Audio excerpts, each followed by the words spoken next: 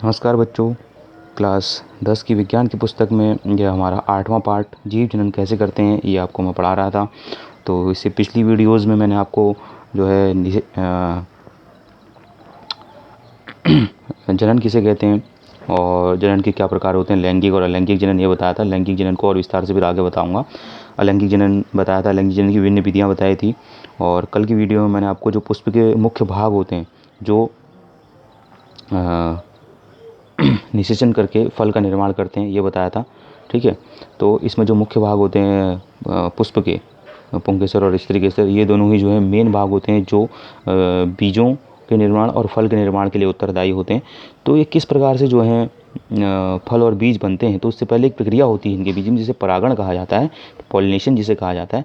वो क्या प्रक्रिया होती है इसको समझेंगे पहले इसके आज वीडियो में। उसके बाद समझेंगे कि उसके पश्चात, परागण के पश्चात जो है इसमें निषेचन होता है। ठीक है, निषेचन के पश्चात जो है फिर युग्मनज बन के फल और बीजों का निर्माण होता है। तो सबसे पहले समझते हैं परागण क्या है करके। कल मैंने आपको बताया था कि जो मेल पार्ट होता है, नर भाग होता है पुष्प का, पुंकेसर, उसके टॉप भाग में जो परागकोश होता है वहाँ पर बहुत सारे परागकण उपस्थित होते हैं। ठीक है, जैसे कल बताया था मैंने आपको, ये किसी फ्लावर के स्टेमन है, पुंकेसर हैं, तो इसका टॉप भाग जो होता है परागकोश जिसे एंथर कहा जाता है, इसके टॉप भाग में पराग नलिका उपस्थित होती है। तो पराग नलिका में परागकण उपस्थित होते हैं जो विभिन्न माध्यमों द्वारा स्त्रीकेसर के टॉप भाग जिसे स्टिग्मा कहा जाता है, वर्तिकाग्र में जो है पहुंच जाते हैं। तो इस प्रक्रिया को जो है परागण कहा जाता है। इसको मैं समझाता हूँ आपको, ये तो मैंने आपको डायग्राम द्वारा समझाया है। ठीक है, इसकी डेफिनेशन क्या है उसको देखते हैं। एक ही पुष्प के परागकण जब उसी जाति के अन्य पुष्प के वर्तिकाग्र पर पहुंचते हैं तो इस क्रिया को परागण कहते हैं। ठीक है, एक ही पुष्प के परागकण यानी कि जब कोई एक पुष्प है उसके परागकण जब उसी पुष्प में या उसी जाति के किसी अन्य पुष्प के वर्तिकाग्र पर पहुंचेंगे तो इस प्रक्रिया को जो है परागण कहते हैं। या सीधे सीधे कह सकते हैं हम, जब एक पुष्प के परागकण पुष्प के या उसी पुष्प के या किसी अन्य उसी जाति के किसी अन्य पुष्प के वर्तिकाग्र पर पहुंचते हैं तो इस क्रिया को परागण कहा जाता है। और परागण जो होता है वो दो प्रकार का होता है, एक होता है स्वपरागण, एक होता है परपरागण। ठीक है, स्वपरागण और परपरागण में क्या होता है इसको देखते हैं। ठीक है,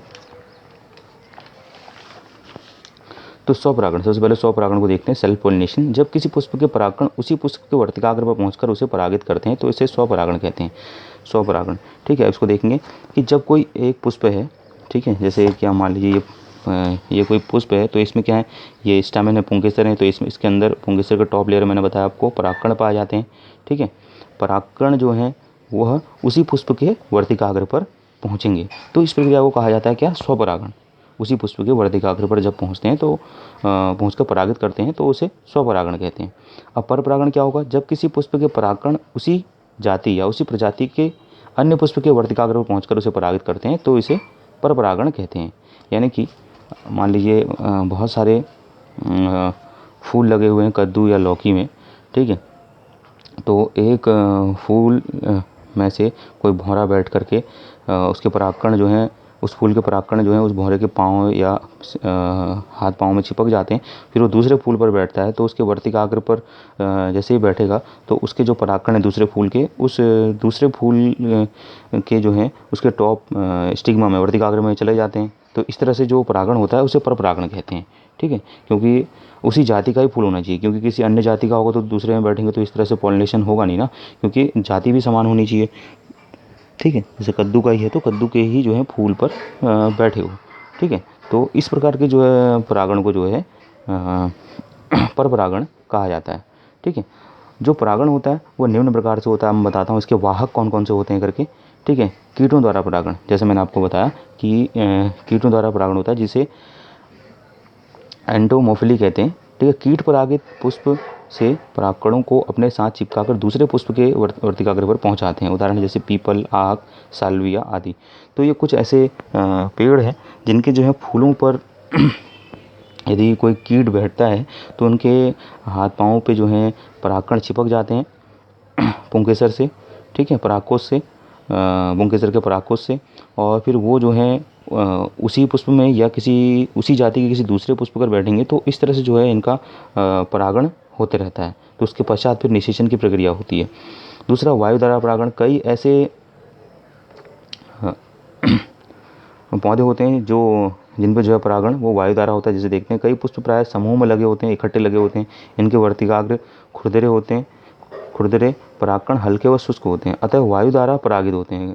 ठीक है, इनके वर्तिकाग्र पर जो है परागकण बहुत लाइट होंगे और ड्राई अवस्था में होते हैं। तो जैसे ही हवा चलती है तो इनके जो परागकण हैं वो हवा द्वारा जो समूह में लगे हुए फूल होते हैं उनके टॉप भाग में, स्त्री केसर के टॉप भाग वर्तिकाग्र में पहुंच जाते हैं। इस तरह से जो है इनमें परागण होता है। जैसे कि गेहूँ, मक्का, ज्वार, चीड़ आदि के जो हैं जो पौधे होते हैं उनमें वायु द्वारा परागण होता है। फिर होता है जल द्वारा परागण, जिसे हाइड्रोफिली कहते हैं।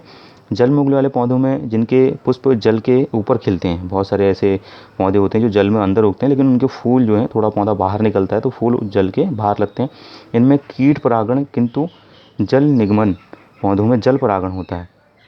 जो ऊपर निकल जाते हैं उनमें तो कीट परागण होता है, जो जल के स्तर से ऊपर चले जाएंगे। लेकिन जो जल निमग्न रहते हैं, जो जल के अंदर डूबे हुए जो पौधे होते हैं उनमें जल परागण होता है। जैसे कि वेलिसिनेरिया, हाइड्रेला और एलोडिया कुछ ऐसे पौधे होते हैं जो जल के अंदर ही डूबे रहते हैं और इनमें जो है पानी के द्वारा ही, जल द्वारा ही परागण होता है। इनकी टॉप लेयर से जो है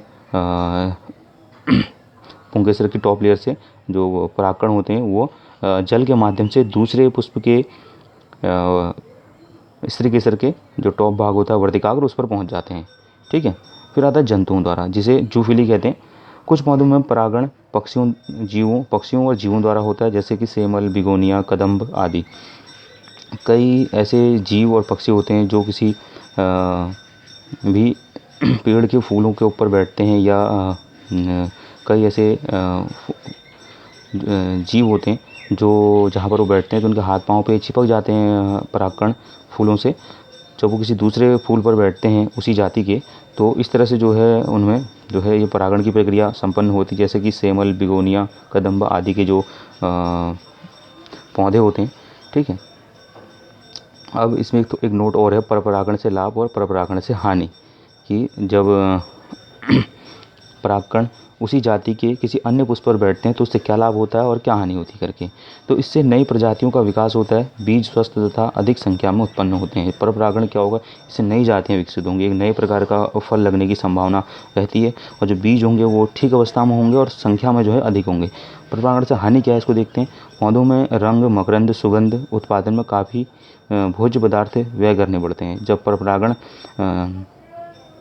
हम कराते हैं किसी पौधों में कृत्रिम तरीके से, तो उसमें जो है जो उनका कलर होता है, जो सुगंध होती है और जो मकरंद होते हैं, जो टॉप लेयर पे जो परागकण होते हैं, उनके उत्पादन में जो है काफ़ी जो भोज्य पदार्थ होता है वो व्यय करना पड़ता है। यह अनिश्चित होता है कि प्रजाति की शुद्धता यह अनिश्चित होता है, प्रजाति की शुद्धता नहीं रह पाती।